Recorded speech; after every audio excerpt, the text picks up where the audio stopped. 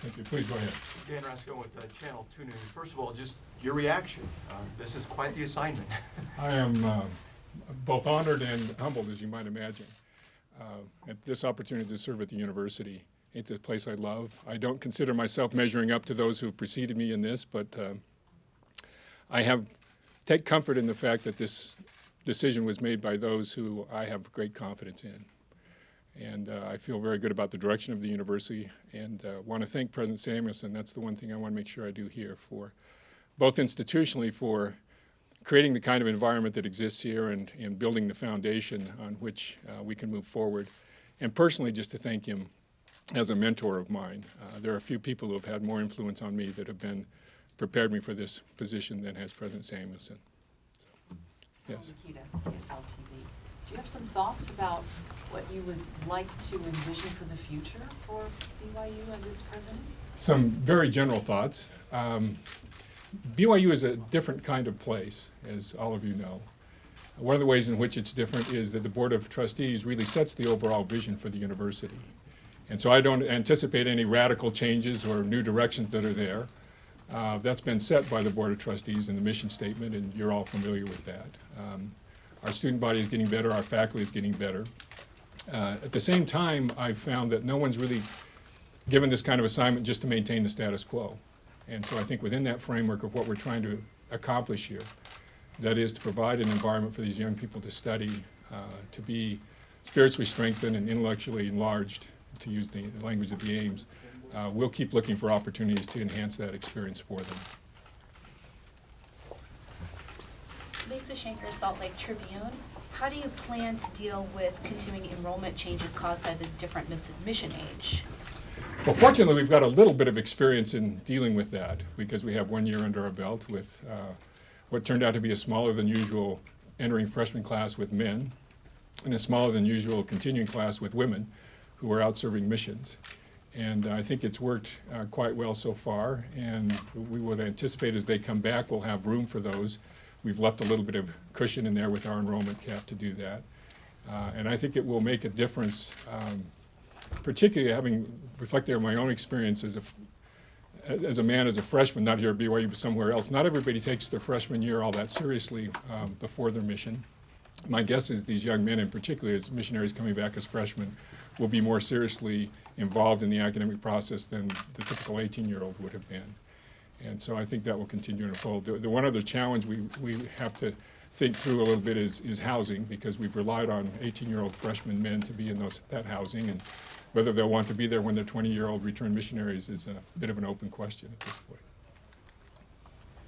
President, can you talk about online education and the pressure in the higher education field about that?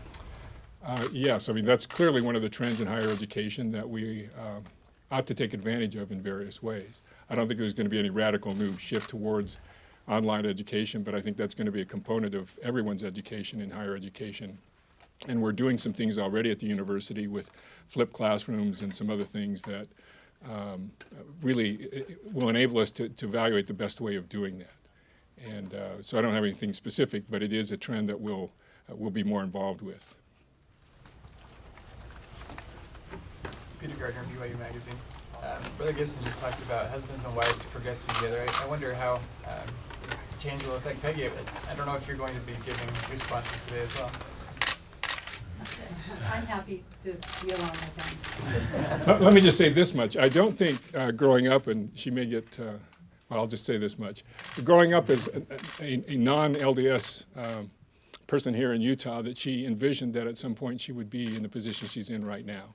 So I don't think that was her dream when she was in high school. But she's been very supportive and would anticipate that would continue.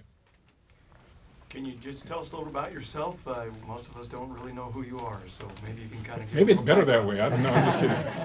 Well, I like to say, because it's true, that I was born in a town that no longer exists, Dragerton, Utah, which is now East Carbon City, Utah. And that's still, for many of you, are still wondering where that is.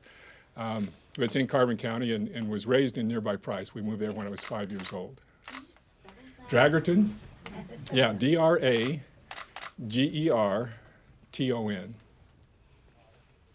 And, but anyway, I had a wonderful upbringing. My father was an educator. He taught math, and somewhat to my chagrin was the principal of the junior high when I went there in Price. And So education's always been important to me. And I'm, the other thing you ought to know about me is I love BYU. I'm a BYU guy through and through. I went here undergraduate, I went here to law school. I've spent more than half of my life here. That prevents wonderful opportunities for me, but it also prevents some challenges in terms of making sure that we have people with a little broader perspective involved in this as well. But that's one thing I can tell you is, as I say, I love BYU and I'm a BYU guy. Are there any changes you plan to make right off, or anything that we're going to see differently with the new leadership here? I don't think right off, again, and certainly there won't be any radical changes. I'm sure in the process of time, in the coming year, we'll evaluate things and there will be changes. But I don't have anything specifically here in mind at this point. For two reasons, again, I think we're in pretty good shape where we're at. And number two, it really is one where the mission's not going to change in any fundamental sense at all. And it's really a question of just how do we better achieve that mission. President, Go ahead. President, can you talk about the last few years as you've been advancement vice president, how that experience and working closely with President Samuelson may inform or may have helped you prepare for this? Have you been looking back on that since getting this? I have, and there may be some thought that some of you may know that the areas I work with include BYU TV and athletics. Those are important parts of the university, but I realize that they're not the core of the university. Those are great places. But what I've learned from that is that opportunities will present themselves. And consistent with our message, the real key is to be looking out over the horizon, looking for opportunities that are there. And it's not only in those areas, but I think throughout the university. And then acting with great confidence once we know where we want to go. Because there have been some changes, as you may have noticed, in athletics and BYU broadcasting over the past few years.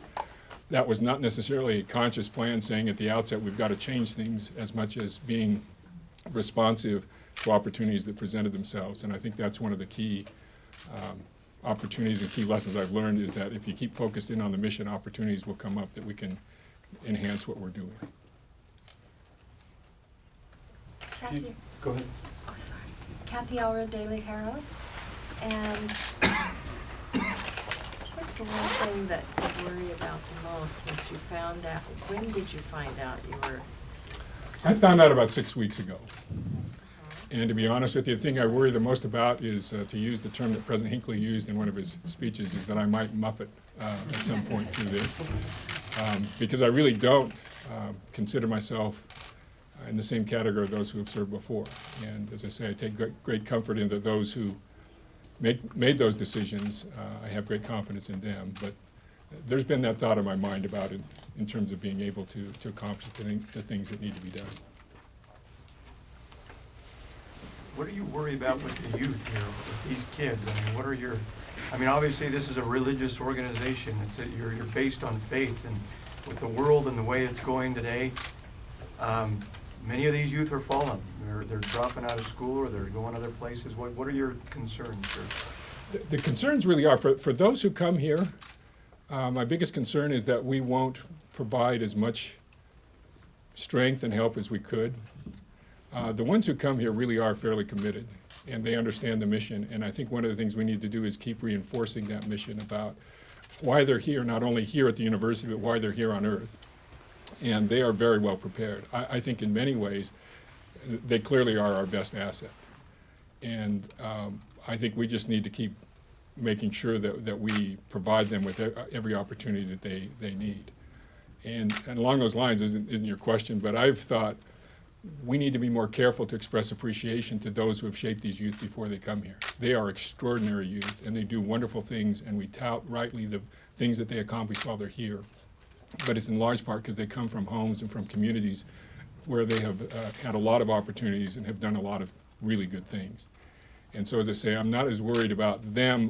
In one sense, I'm worried about them, but it really is providing and meeting what we should be providing to them rather than what they're going to take from it. One more question, Ted. Did you have one more? Yeah, will you be continuing, do you know, to serve as an Area 70? Yes, I will be, until I'm released. Now, that's I'm not sure when that is, and that decision will be by others, but for right now, I will continue to serve in that calling. And then quickly, do you hope that you'll be the subject of Whoosh Kevin? You know, that's actually another thing I've thought about. And that was sort of organic with the students. There's part of me, and again, I'll just be honest with you, that I think it's a wonderful tradition. I think it's great, and I think it really ought to be associated with President Samuelson. And I have nothing against if they want to continue. My fear is that 10 years from now, and after my success will be whoosh somebody else, and they will have lost sort of the special connection they had with President Samuelson. And that really was an organic thing from the students, and I'll leave it up to them. But for my own thinking, I just assume they come up with something different in some ways. Not that I care about it as much, but I think as a way of remembering President Samuelson. Well, thank you all.